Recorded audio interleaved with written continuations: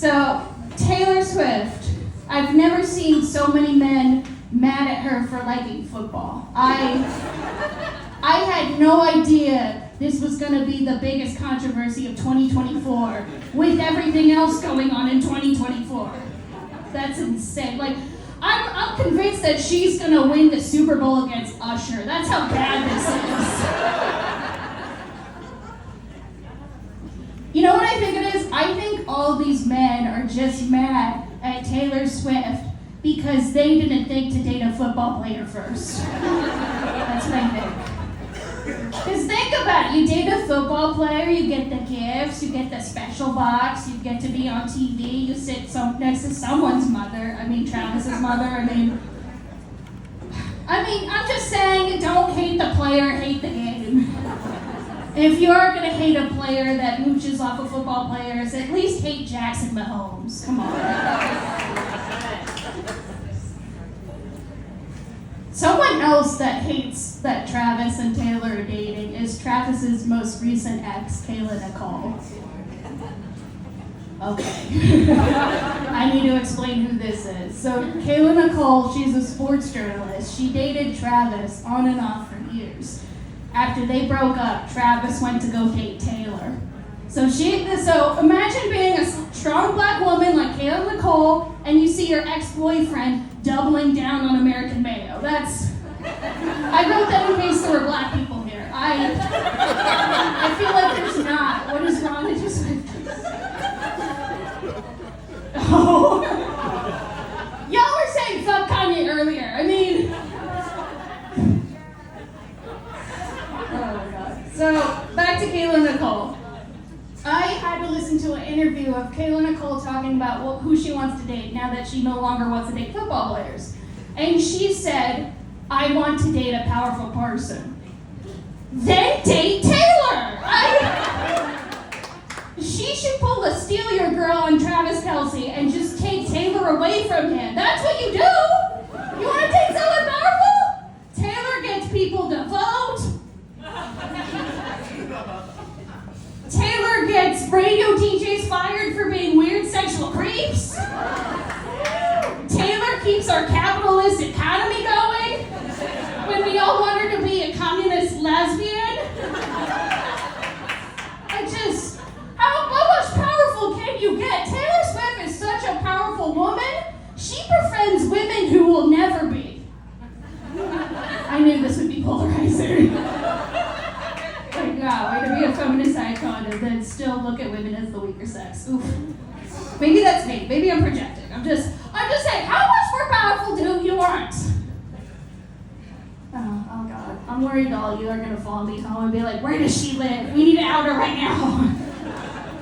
Let's put her address on X, formerly known as Twitter. Taylor Swift's hard to write about, joke-wise, because there's more to talk about with how she is in the media. Like her dating life, everything else, her cats, whatever. The fact that she's not getting married right away. And none of it is ever about her songs. I feel like people have something to say about her songs, but just never say anything about her songs. So I want to point out some things. Like her one song, like we are never, ever, ever, ever getting back together. Like I feel like that could have been written by my younger autistic sister. It really could have. That one song, Me, I promise that you'll never find another like me. Like, if you're listening to that and you're like, I don't really want to find another you, what do you? Okay. That sounds pretty terrible, right? Like, I think the worst lyric was, hey kids, spelling is fun. Like, no. As a former 10-year-old who questioned if I had dyslexia because I failed spelling bees multiple times, spelling is not fun. Don't tell me spelling is fun. I listened to Cruel Summer just to get in the headspace for Taylor Swift. Yeah, it is one of her better songs. I feel bejeweled listening to it. But yeah, it's one of her better songs. And then something else I also realized as I'm listening to Cruel Summer, she did Olivia Rodrigo dirty. Yes! Yes, we can all agree on this. She did. Okay, so for those of you who don't know, Olivia Rodrigo,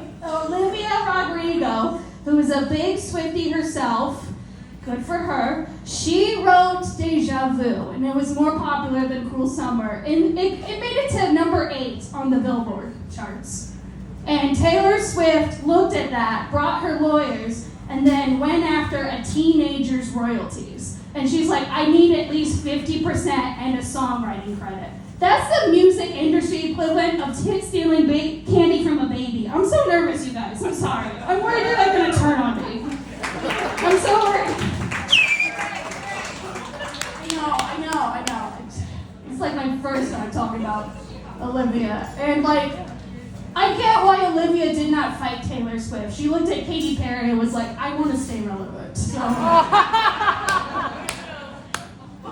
it's a smart move, but I feel bad for Olivia because like, that was her idol. When your idol betrays you, that hurts, okay? Like, one of my idols is Kathy Griffin, okay? And I know she gets like a history, I know that, but she's also very resilient, so that's why I still like her.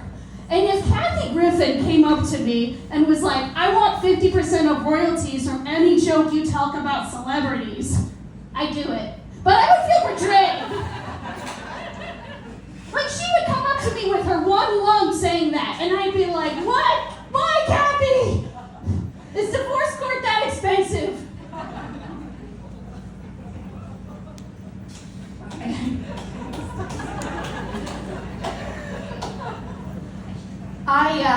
Unlike Taylor Swift's dating life, my dating life is more like the rising sea levels. I'm not finding much fish in the sea, I'm just finding all the trash nobody's picked up.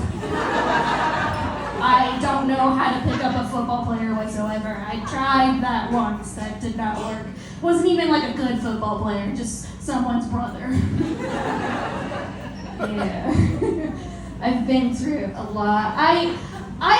Taylor Swift, I can't hate on her too much. She reminds me that women just get hated on online for existing, you know, and that's hard. That's hard enough as it is to be hated on for existing. Like, I feel like I relate to that because I made a troll angry. This is how. So I was on Instagram, and on Instagram Reels, there's one of all these gorgeous, like, 5-year-old kids. And they're learning sign language so they can sing in sign language happy birthday to the deaf janitor. And yes, that's so cute, that's so wholesome. Not according to Instagram. You would think it was a political statement because the comments are so divided. So there was one guy, this troll, his name is Justin, and he's like, why are these kids so bad at sign language? They look like they're throwing gang signs. And I'm like, these kids are white. What? I told that guy this is definitely a comment that needs a touch grass response. He came after me. He was mad. He was like, wow, that is such a hacky joke for a comedian. I watched your reels. You think being ugly will get you far in comedy, but you forgot you're destined to fail at everything. And I was like,